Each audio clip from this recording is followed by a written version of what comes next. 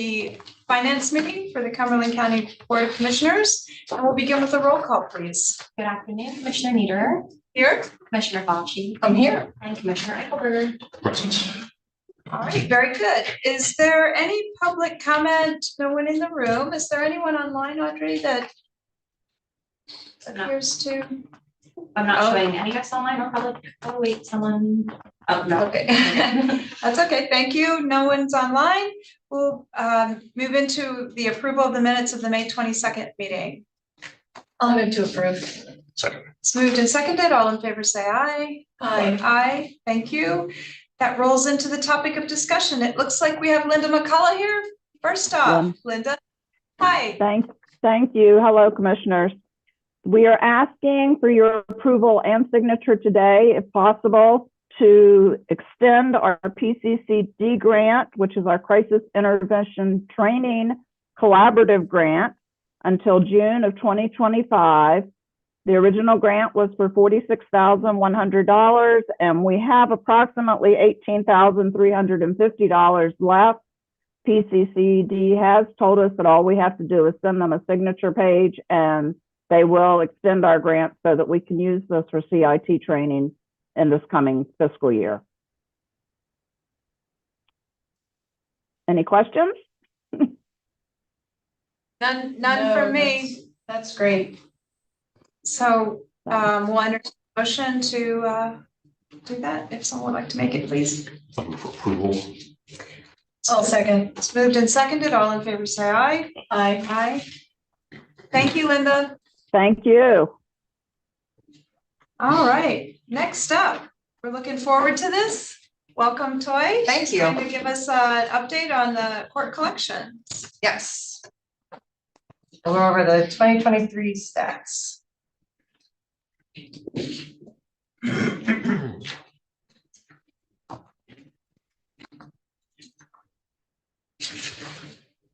All right. Table of contents, you can skip over. Section 1 is the glossary and definition of terms. Section 2, the statistics. So the first one is the overview of collection tools utilized. In 2023, our admin hearings brought in $282,748. Collections court brought in $4,257, and driver's license suspensions was $603,956. Our warrants, 2023, we issued 796. We recalled 576, and we released 100 people from prison. We spent approximately 368 hours on those warrants. I'll look at our driver's license suspension overview. We suspended 642 licenses. We restored 727. 873 were paid in full, and we spent approximately 342 hours on those suspensions. And our ability to pay assessment overview, we did approximately 21, which took around 5-6 hours to complete. Yeah, please. Could you walk me through what that means? Your ability to pay assessment that you did 21 of. What is that? So it's a packet. When somebody comes into our office and or they call in and they say, I can't afford this $100 payment a month. And we have access to their labor and industry. So as long as they're getting paid not under the table, we can see what they're making. We try to come up with a reasonable amount. You know, we can see you're making this much. Yes, you have 2 children. Can you pay $75? When we can't come to an agreement and they're like, I can only pay $10 a month, $20 a month, we ask them to complete the ability to pay packet. We find it difficult though with these packets. They don't either return them or they don't return them with the information we need to properly calculate a fair amount for both parties. So the judge will sometimes order ability to pay packet when somebody comes in for collections court. But that's what it is. It's a pretty big packet that they have to complete and send in paperwork to back up what they're saying. So I guess I'm a little surprised. You said you only did that there were only 21 of them?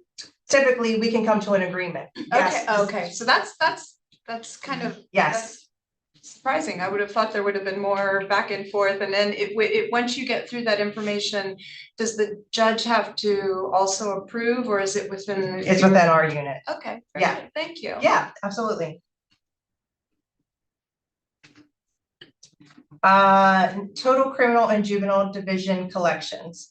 So adult probation in 2023 collected $745. Unassigned was $1,109,000, and court collections collected $4,119,510. Restitution collections, we collected $1,071,502 in 2023. So these numbers across the board look fairly typical to 2022 as They well. are. Agreed. Okay. We are, I said the same thing, the staff and I were talking, and we're pretty consistent with where we were last year for sure. We're holding steady. Okay. And it's kind of difficult in this, economy and stuff, but we're doing okay. Yeah. Being able to issue bench warrants and, enforce payments does help. Okay. Because it seems to me that the courts are busier. There seem to be many more cases happening within the courts Agreed. these days. So There are, our AR total is going up. There are more cases, more costs being assessed for sure. okay. But we're trying our best to keep up. Yeah, it is interesting with that dynamic. On some breath, I would have expected the rates to go up, but the economy is impacting everything. Yes. Thank Yeah, you. Yep. Okay, so, the accounts receivable, age of case payment activity. I have the numbers here for you, but I also, have some comparison from the previous years that I just want to share. So the total accounts receivable for 2023 was $65,135,900. The total collected in the first 90 days for 2023 was $41,787,967.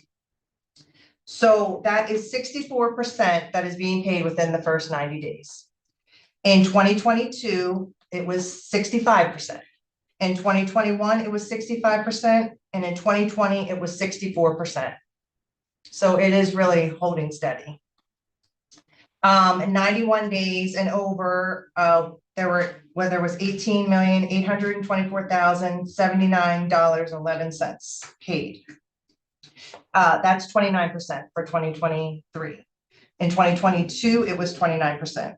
2021, it was 29%. In 2020, it was 30%. So again, it's pretty consistent. And then no payment was $4,523,905. So that's 7% that there was no payment collected. In 2022, it was 7%. 2021, it was 6%, and in 2020, it was 6%.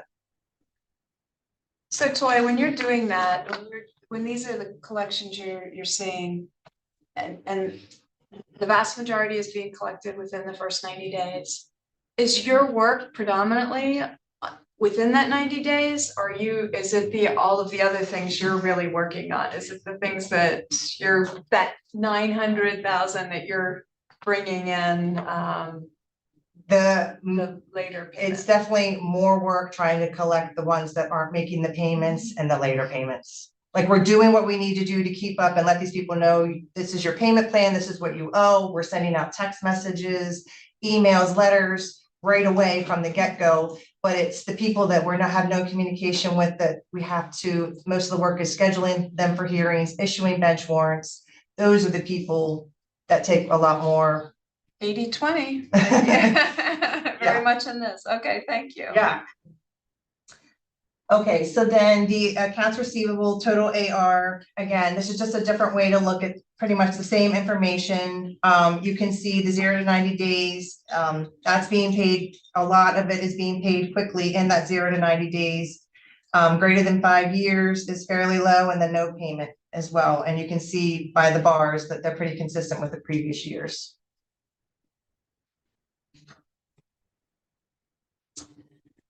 Okay, accounts receivable balance time since last payment comparison. So in year one, The $48,797,539 was all paid within the first year. And then the totals obviously go down. For year 2 was 2,547,000. 3 was 2,996,000. Year 4 was 1,163,000, and year 5 was 1,691,000. And then the greater than 5 years is 3,414,000. But you have to look at 2022's totals for the 895, the 5-year, and the greater than 5. That's the total for 2023. Do you understand what I'm saying? You have to take into account the year 5 and greater than 5 for 22 to compare it to the 2023 greater than 5-year total. Because you're collecting those. Correct. And then the non-payment comparison. So year 1, 1,194,000. Year 2 is 624,000. 3, 567,000. Year 4 is 406,000, and year 5 to 332,000. And then greater than 5 years is 1,399,000. And as you can see, you know, the color codes, they're all pretty close. It's a lot of data. Yeah. You good? Okay, and then another way to look at it is the actual number of participants. So for 2023, in year 1, 6,062 participants paid. Year 2 was 654. Year 3, 705. 4, 398. Year 5, 429, and greater than 5 was 1,094. And then the same thing for the non-payment. Year 1, 936. Year 2, 355. Year 3, 252. Year 4, 170. Year 5, 132. And your greater than 5 years would be 881. Payment plans that were paid off in full for 2023 was 1,131. And the prison population. Total amount owed for people who were sentenced to state, federal, and other state prisons was $8,222,042.46. There were 1,052 defendants that were sentenced. That number is $1.5 million more than 2022. That 8,222,000 is $1.5 million more than it was last year. And that's pretty much non-collectible money. And Until they're released. is that a function of additional fees and costs being assigned, or more people? More people. So of that number, the amount that's overdue is 1,764,000, and the amount that's not overdue is 6,458,000. So it's not overdue because they're still incarcerated, or how do you determine when it becomes due? Well, we set them up on a payment plan. Okay. But their amounts are lower because they are in prison. And some of them, I mean, we do get some money from Work release? yeah, I mean, and they work when they're in state prison. I don't know, in the kitchen but we do collect money from some of them. It's just 36 cents 1 month, $1, like it's very low. Okay. And we don't collect for everyone. Like I don't know what their determination is, who works, who doesn't, but. And unless something has changed, what you get from the prison is usually the first county that gets to them. Okay. We send them a form. And if 3 or 4 counties send that prison the form, they're not sending money to all 3 or 4 counties. They're sending to whoever. So even if they are earning money, we are not always. The committing county is who gets first. Yes. And then if costs and fines are owed to other counties, they submit the paperwork. Chances they're gonna get anything is pretty slim, but they could.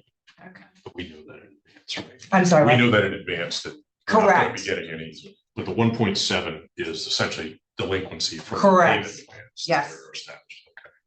But that also includes the money that's going to first in line. Correct.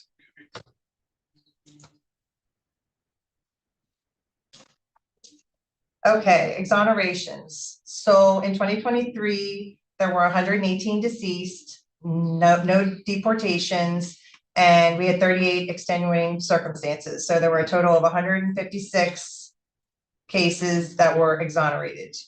In 2023, well, I'm sorry, I misspoke. There were 156 defendants that were exonerated. There were 332 cases total. So those defendants had more than one case.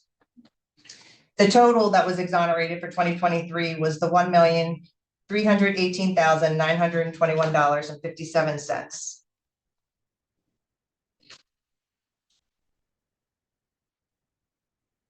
So the breakdown of collections by disbursement. So the total that was dispersed of funds that was collected was $5,171,829.69. The state received $1,148,000. The county received $2,766,000. The municipalities received $169,000. Private restitution was $1,005,000, and other was $81,791. And other could be collection agencies, schools, hospitals, prothonotary, and other counties. So below it, it shows you then the percentage. So the state received 22.21%. The county received 53.5%. The municipalities received 3.28%. Private restitution 19.43%, and other was 1.58%.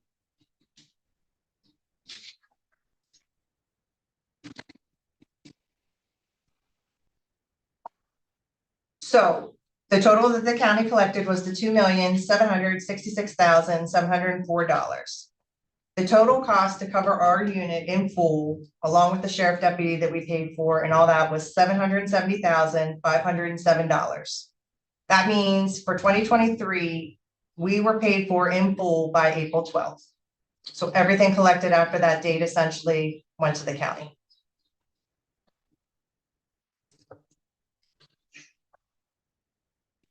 State doesn't contribute anything to your budget to help with those collections, does it? No.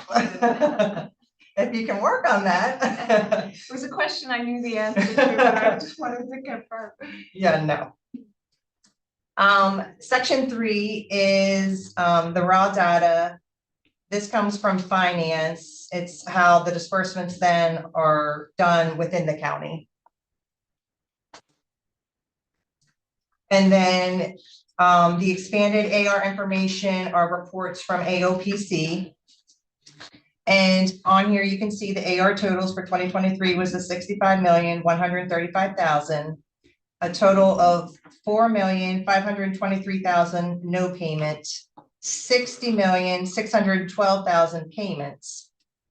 And then the no payment participant totals was 2,726, and the participant payments was 9,342. So you can see at the bottom, there were approximately, well, I guess there were 25,178 dockets, 12,068 individuals. Average docket per defendant is 2.09. Average age of that defendant is 41.88. And average years outstanding is almost 8.5. So Toye, just in your experience, do you know how that data stacks up to prior years? Well, let me look there real quick. Yeah, I'm just curious if the age is increasing or decreasing, or if the docket numbers are increasing as well. And another question while you're looking for that, a lot of the data goes back to 2019. Is that when you started tracking this data, or do you have data further? I have data further back. I've only been in this position. December was 2 years, so I'm 2.5 years. I knew you weren't. Yeah. I couldn't remember when you. This is my third presentation, but the first year I really was Okay. didn't have much knowledge, but yeah, this is my third presentation, but December was 2 years. 2 years, okay. But there is data that I have in the office and saved, From prior Yes. years, okay. so just let me know. This has been significantly refined since the start of the program. Yes, yes, Yeah. I was very fortunate to walk into a very, it's been established and doing very well, honestly. That's great. I think it was I trial and think error the at data first. that's been coming out as Gary said, is much better, at least just from my perspective when I had watched prior Yes. presentations, so that's great. But real quick, just for a comparison, I don't have 2022 on me, but I have 2021 statistics with me. Okay, And so in 2021, there were 24,341 dockets. Individuals was 11,658. Average years outstanding was 8.07. so fairly similar. It is pretty close. Total AR in 2021 was 62,759. Yeah. Is that good? Yeah, it's, Do you have the average age? In 2021? Mhm. Yeah. Average age, 41. oh gosh, so that,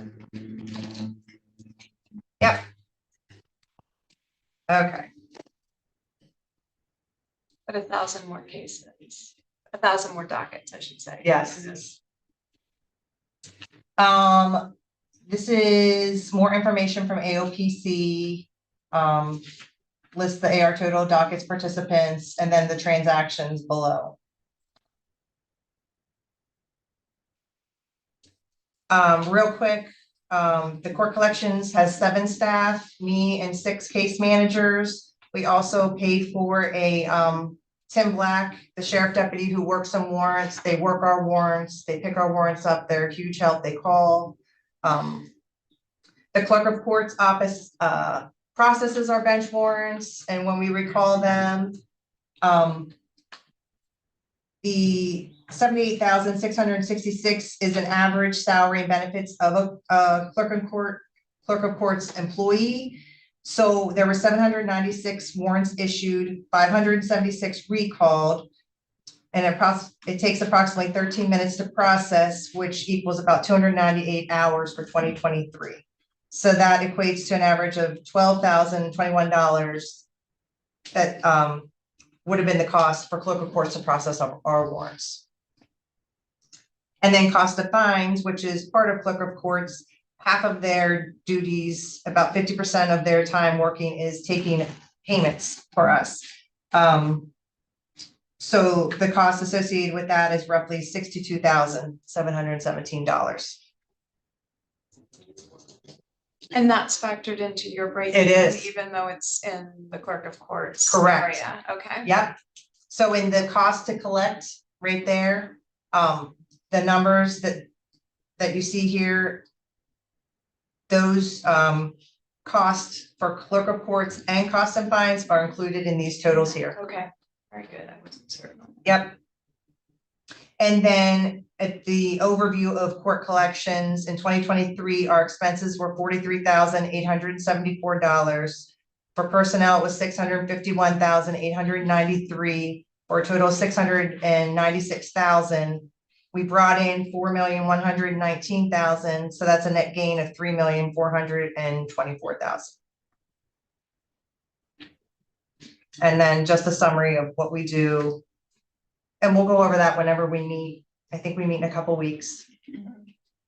And the last page is the uniform disbursement schedule of how, when people pay their costs and fines, how it's getting distributed. And that's it. That's what I have. Very good. Now, Toye, I know that just a couple of questions about your group. Yes. Are you all working remotely or sometimes working remotely? Because in what you're doing collections, you certainly could do that remotely. Correct. So we work on a rotating schedule, home and office. We always have 2 people in the office, and then I'm work from home 1 day a week. So I'm in the office 4 days a week, sometimes 5. But they find it very productive because they can work later in the evening. Getting a hold of people after work versus normal business hours can be difficult. So they're staying logged in 6, 7 o'clock at night sometimes, and they can log in a little bit earlier and try to catch people before they run out the door. So when they're on their work from home days, they're kind of trying to catch people that we can't get during the day. Oh, Yeah. that's good. Yeah. And then the technology that you have in place, you're taking payments via credit card and online. We are, yep, we Okay. take payments, credit card and online, and I think I had reached out to you before. The only thing that I don't like is that, for our direct debit, where people set up for payments to come automatically out of their account. A lot of people don't have accounts, they have those cards, EBT cards or cards, and we can't get it set up so it comes out of their cards. So then they forget to call in, or, we're missing a couple months, where if we could get that set up, that would be helpful. I think it would help. Yeah. But right now, I don't think that that's There's not a doable. debit option on the EBT card? They can tap it, but they can't have a reoccurring payment set up Yeah, for it. so like for your checking account, if you say, yes, I want this to come out monthly, we set that up through Orrstown Bank. But right now, Orrstown Bank doesn't offer to set it up through a debit card or a credit card. But they can call in. There's no problem them calling in and making that payment. We just don't have people that always want to call in and make the payment. If it was set up, Right. Right. it would take it, whether they wanted it to or not, as long as there was money. Yeah. So if you come up with anything, but besides that, we take everything. If they want to pay cash, they come into cost and fines, check cost and fines.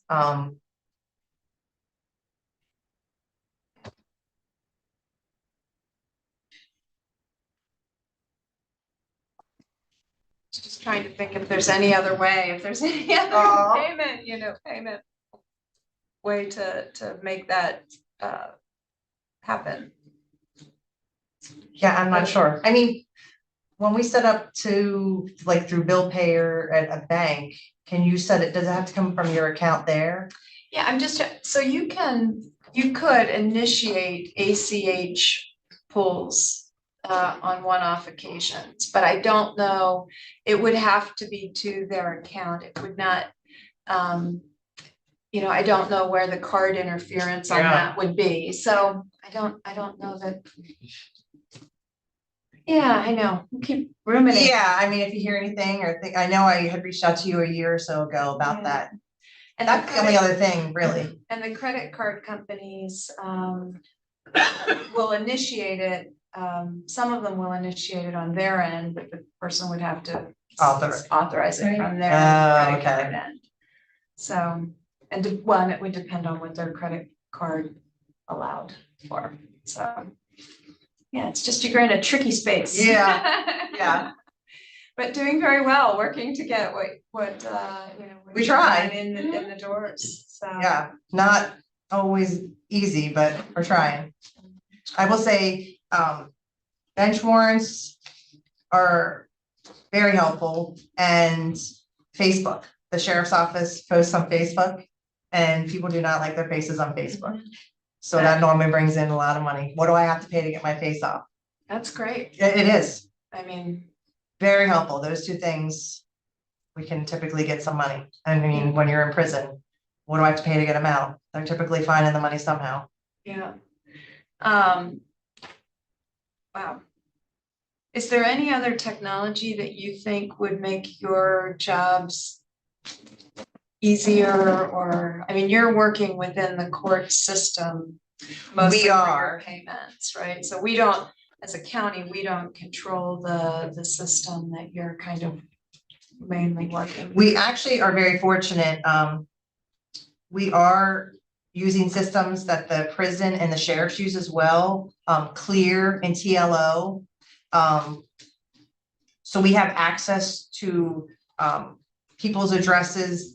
You can find them. We can, well, I mean, it's very helpful. You're still not finding everyone, but yes. So being able to have access to those systems has been a tremendous help.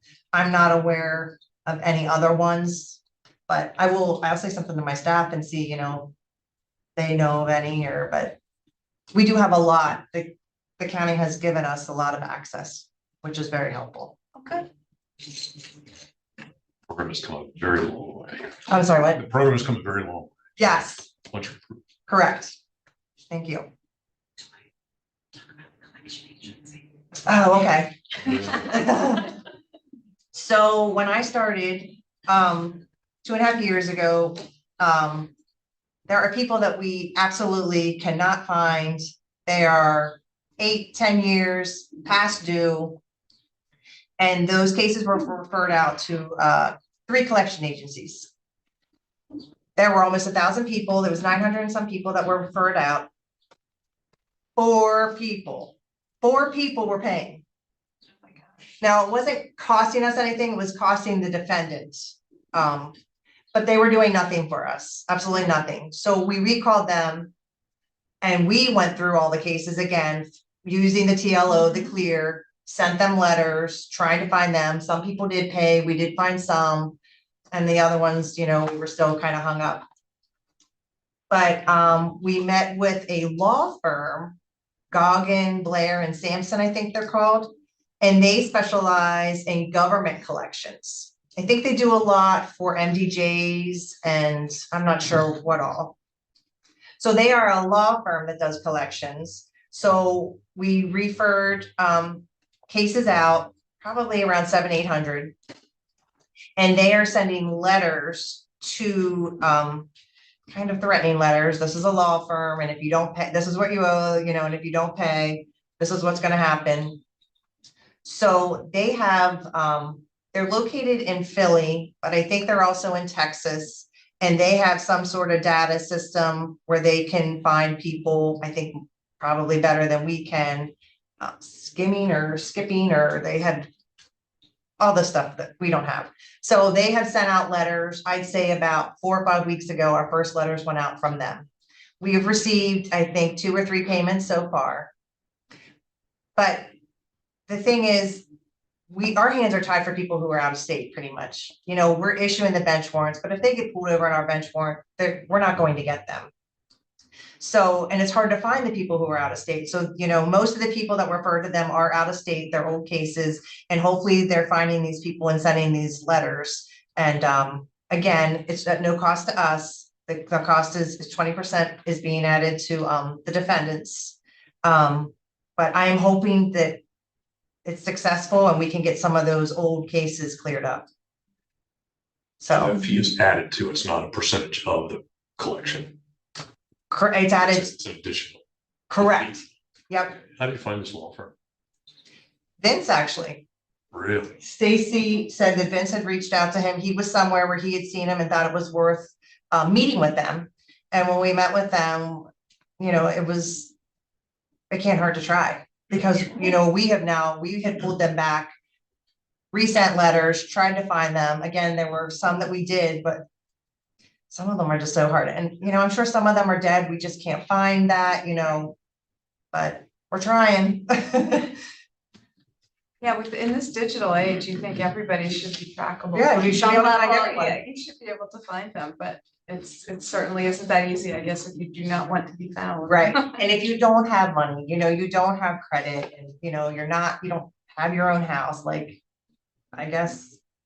Yeah, your digital path is not. Yes. straight.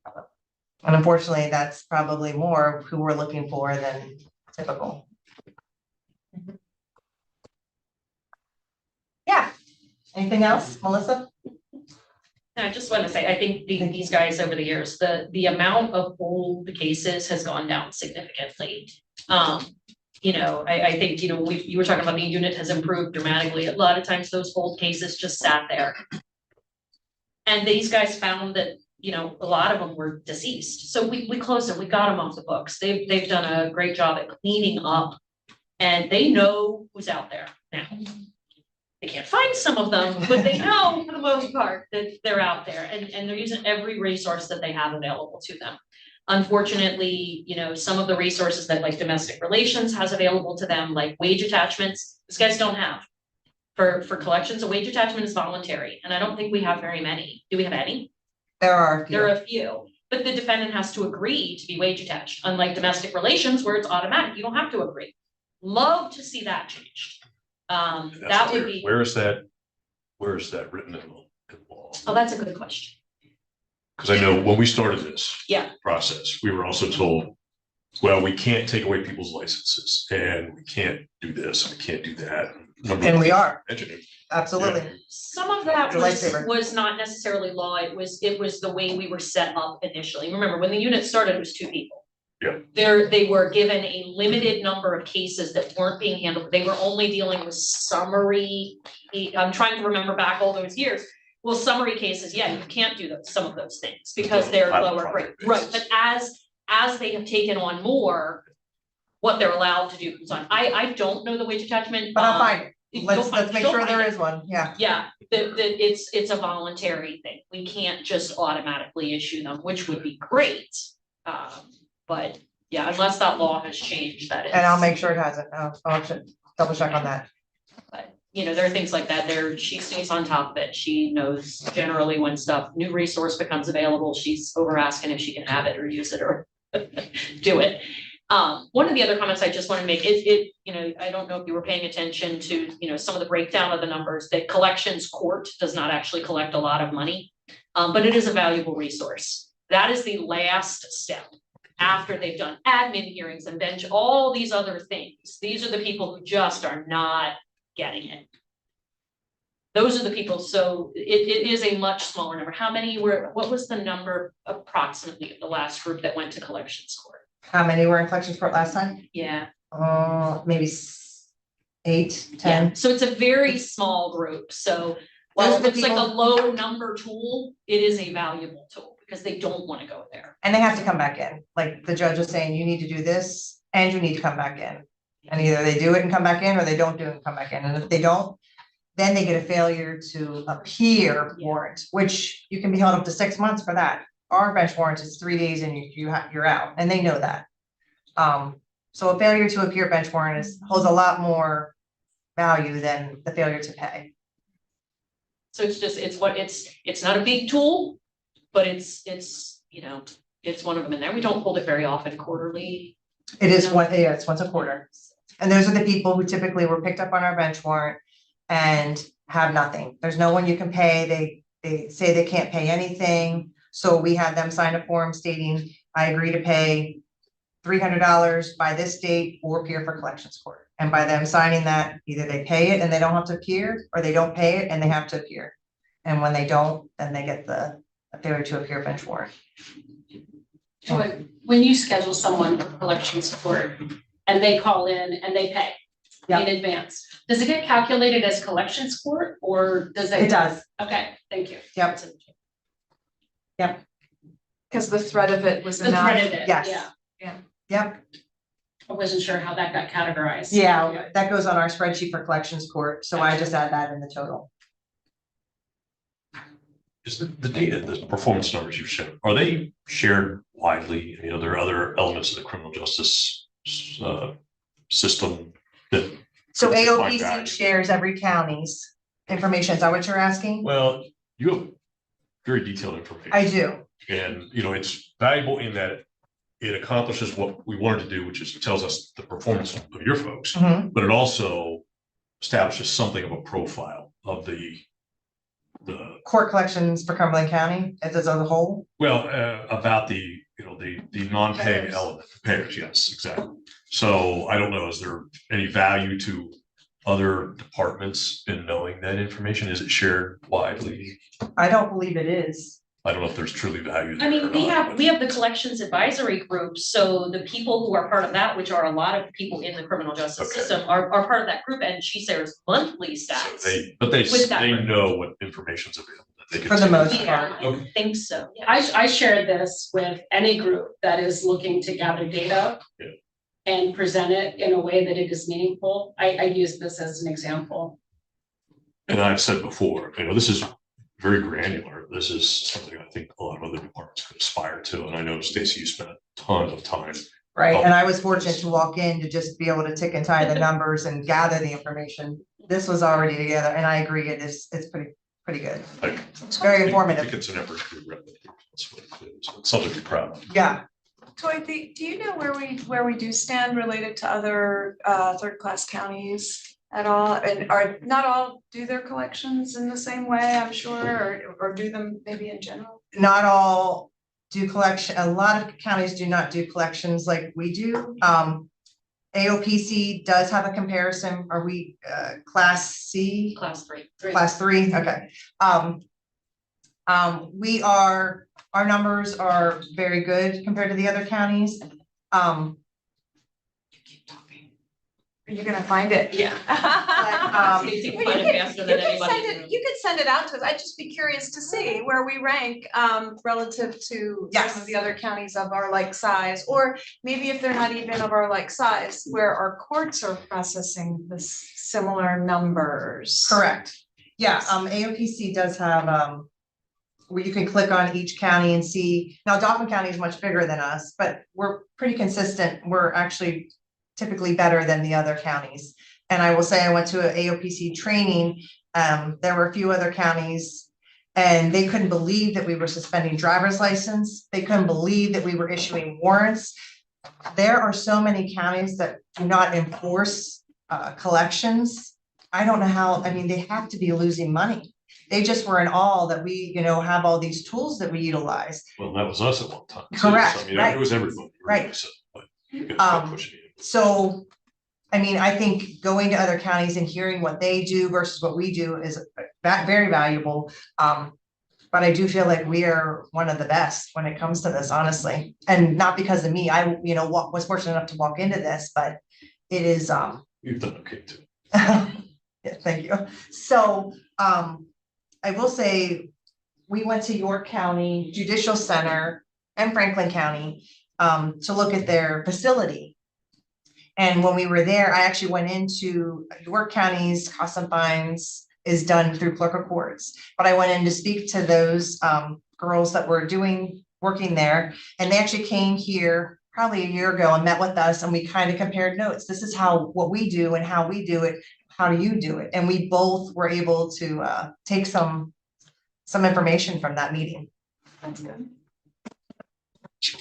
I know there's some counties, and don't ask me which ones specifically off the top of my head right now, but when we were investigating this, that don't do any collections. They literally, if the defendant sent a letter by the clerk of court, you owe X amount of dollars. If after a certain period of time, they don't pay, they just send it off to a collection agency. Jill, can we, And what's on the that's it, screen? Can we pull they're that up? done. Success. And we saw how well that worked, Oh, yeah, there we go. Costing your litigants 20% more, people who already probably don't have. Right. It's It's not good to very see easy. the restitution.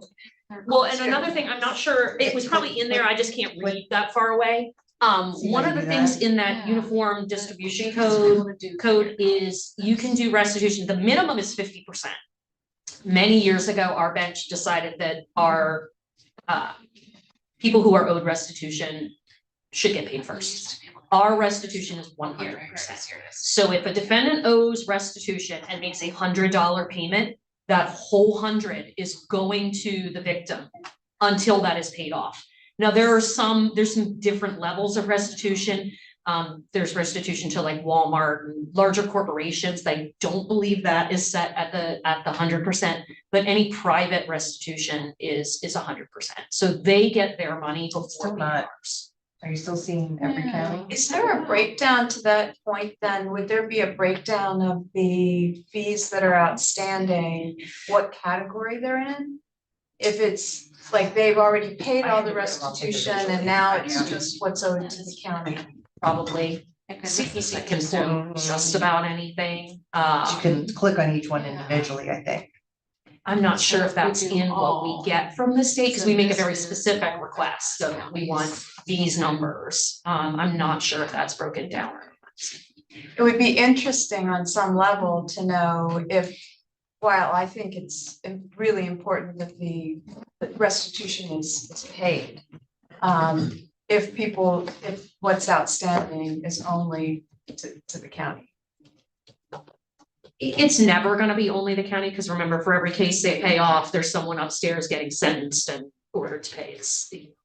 We were using the bucket analogy. The bucket's never gonna be empty. Right. Because as fast as they are bailing it I out, got it. there's another, bucket dumping into With it. the individual case. The Yeah, individual like- cases, yeah. It's weird. I'm sure we could find that out. You can't pick time. Denny might be able to break that out. They, Yeah. as far as breaking stuff like that down, his office is much better There it is. understanding of that report. Yeah, but it's just, the data is weird. Yeah. And it's showing, Yeah, so they're requiring you to pick a disposition year, so when the case was disposed of, rather than selecting the blank, which would look at all years. But this does show, you can see like the payment percentages, it'll, for all third class counties, you can see them visually there on the map. And the dark green is really good. Yeah, I was And the gonna light say the green is dark- not, dark and green we is are good. dark green. Yeah. So. It's not as pronounced up there as it is on here. We're a very dark shade of green compared to the rest of the, Well, it looks like we top out the scales. yeah, we do. So We that's actually do usually top good out. if Yeah. that's in this regard. Yeah. Not on my scale. First class counties look like. It's Philly. That's, look.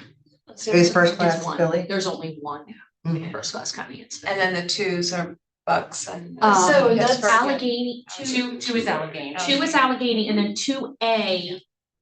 I don't know why they added an A, but it's like, yeah, Bucks and there, did someone just get added to 2? Lancaster. Yeah, So so, I'm sorry, that went super fast. Can you please go back to the first class? Sorry. Yeah, Just sorry about looking at that. Payment percentage. it was 30 something. You're right, it's go very fast. Okay, so this is one, and who is that? Is Yeah, that Philly? Philadelphia. 30.76. I don't think they should be dark green. No, because No, ours it's- was like but they're- 67. 67, They're the yeah. only one in the scale. Yeah, so they're the highest for They them. define the scale. Yeah. So yeah, that's what I'm curious. There we go. So this is all. And so we are, it looks like the very highest are about 88%. But I wonder what class county that is. My guess is it's small. Yeah, They're very small, so their And caseload everybody is like- knows everybody knows Uh-huh. everybody. Yeah, it does make a difference, though. I mean, it really Well, does. the Facebook, to your point, the Facebook, I think. Yes. class 4. That's great to see that. You know, you're. 68. And this is not available to the public. No, it is. This This is the public public, website. this isn't just for. Caseload data, all different kinds of things out there. Yeah. There it is. Sullivan County. Yeah, their total payments is 125,000. Right, it's a county of 6,000 people. Yeah, Jim didn't make his Beautiful. payment. Jim didn't make his Beautiful. payment this week. We're just gonna knock on his door. Right, exactly. That's great. Well, thank you. Yeah. Yeah. Thank you very much. And now, if you wouldn't mind sending us the link. Sure. I'd love to Yeah. drill around I'll send it through to you. That That's would no be- problem. That would be great. Thanks, Stacy, for pulling it up there Yeah, so quick. I would not have been near that quick. I can find it, but it takes me a while. So I don't know if anyone else has questions of Toye this time. Okay. No.